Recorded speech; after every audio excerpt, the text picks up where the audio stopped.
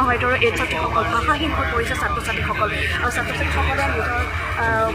ভাষা হয়তো তেওঁলোকে ব্যক্ত কৰিব বিচৰা নাই জুবিন গাৰ্গ আৰু নাই কি ক'বা তুমি যুগৰ অৱসান মহানায়কৰ মহাপ্ৰস্থান বুলি ক'ম তেখেত আছে এতিয়া ঘৰতে থাকোঁ কিন্তু বুজাব নোৱাৰা মানে এটা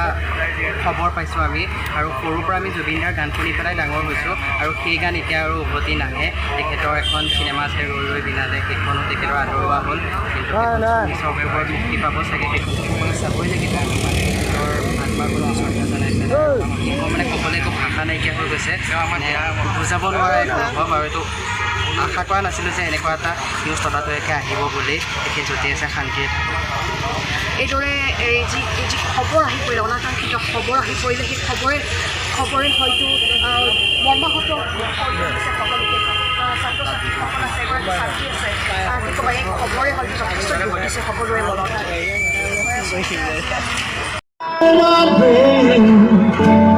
If I saw you in